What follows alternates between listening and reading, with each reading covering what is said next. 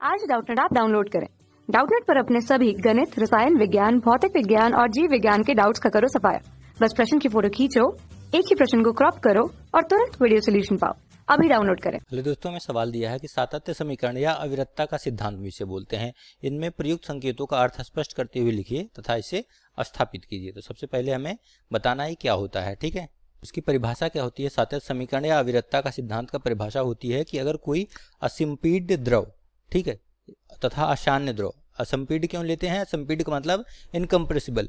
Incompressible मतलब हमारा रो जो है नियतांक है, उसका घनत्व में कोई परिवर्तन नहीं होता। असंपीड्य का मतलब ये होता है। अशान्य द्रव का मतलब होता है कि हमारा कोई भी हमारा क्षय नहीं हो रहा है, कि कोई घर्षण बल इन दोनों के बीच में नहीं लग रहा है, ठीक है। तो असंपीड्य तथा अशान्य द्रव हम लोग लेते हैं। परिभाषा क्या होगी कि कोई असंपीड्य तथा अशान्य द्रव किसी असमान, ठीक है, मतलब असमान परिच्छेद, अनुप्रस्थ परिच्छेद मतलब हमारा क्षेत्रफल अलग अलग है, हर जगह पे क्षेत्रफल बदल रहा है, समान नहीं है। असमान अनुप्रस्थ परिच्छेद वाले क्षेत्रफल या नली में जो है बह रहा हो, धारा रेखीय प्रवाह में बह रहा हो, ठीक है। प्रवाह भी हमारा धारा रेखीय होना चाहिए, ठीक है। ये सारी चीजें जो जो परिभाषा में दी हुई है उसको ध्यान रखना चाहिए कि प्रवाह हमारा धारा रेखीय हो गया, यानी प्रक्षुब्ध प्रवाह के लिए हमारा अविरतता का सिद्धांत नहीं लगता, ठीक है।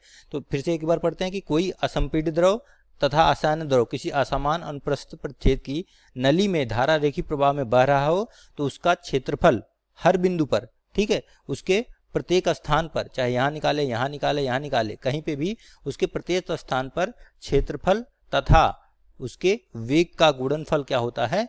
नियत रहता है, ठीक है। ये हमारी उसकी परिभाषा थी और ये आपका समीकरण भी यही होता है, ठीक है।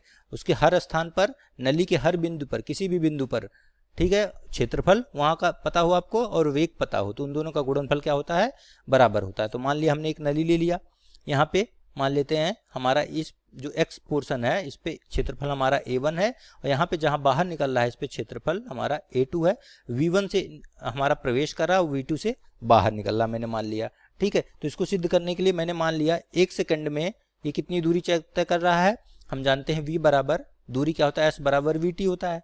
चूंकि हमें पता है चली गई दूरी बराबर s बराबर vt होता है, तो 1 सेकंड में द्रव द्वारा चली गई दूरी क्या होगी?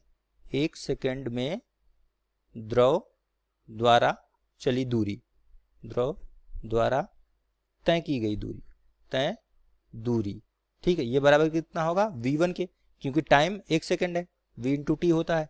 तो पहले हमने x में, ठीक है, x में मैं ले रहा हूँ, x पोर्शन में जितना प्रवेश कर रहा है, x पर प्रवेश करते समय चली दूरी इतना है, ठीक है। तो इसका आयतन कितना होगा? अगर दूरी हमारा इतना हमें पता चल गया तो हम जानते हैं कि इसका हम आयतन निकाल ले सकते हैं। द्रव का आयतन क्या होगा? हमारा क्षेत्रफल गुणे जितनी दूरी वो तय करेगा वो आपका आयतन हो जाएगा, ठीक है। तो आयतन क्या हो जाएगा?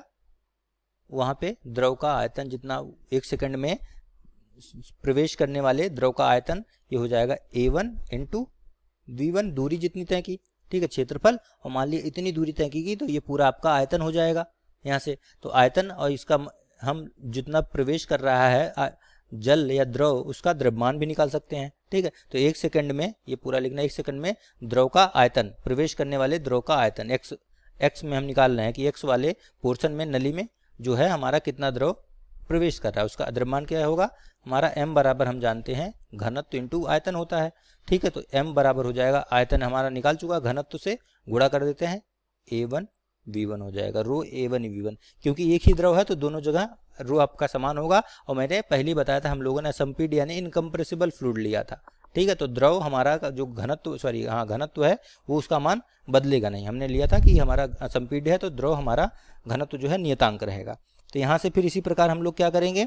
इसी प्रकार हम लोग y में निकलने वाले, y परिच्छेद के क्षेत्रफल से, उतने क्षेत्रफल से निकलने वाले द्रव का द्रव्यमान निकाल लेंगे, ठीक है। तो इसी प्रकार क्या लिखेंगे? इसी प्रकार y सिरे से निकलने वाले द्रव का द्रव्यमान क्या हो जाएगा? ये बराबर हो जाएगा, अगर मैं इसे m2 लिखूं, इसे m1 लिख सकते हैं, ये बराबर हो जाएगा रो इंटू क्षेत्रफल कितना था? a2 और वेग कितना था? v2, मतलब v2 1 सेकंड में v2 दूरी तय करेगा। अब ये दोनों द्रव्यमान जो हैं बराबर होंगे क्योंकि एक ही द्रव के लिए हैं और हमने देखा है कि इसका असंपीड्य तथा अशान्य है, तो इन दोनों के लिए द्रव्यमान बराबर होंगे। तो चूंकि हमने पता है कि m1 बराबर होगा m2, तो यहाँ ले सकते हैं रो a1 v1 बराबर रो a2 v2 होगा। रो से रो काट दीजिए क्योंकि घनत्व समान होगा, एक ही द्रव है, तो यहाँ से a1 v1 बराबर क्या आ जाएगा आपका? A2 V2, मतलब क्या है कि A और V का जो गुणनफल है वो नियतांक है, और यही हमारा क्या है, अविरतता या सातत्य का समीकरण, अविरतता का सिद्धांत है। तो यहाँ से हमारा ये सिद्ध हो गया। ठीक है। कक्षा 6वीं से 12वीं से लेकर नीट, IIT, JEE वो एडवांस के लेवल तक 1 करोड़ से ज्यादा छात्रों का भरोसा। आज ही डाउनलोड करें डाउटनेट ऐप या व्हाट्सएप करें अपने सारे डाउट्स 8400 400 400 पर।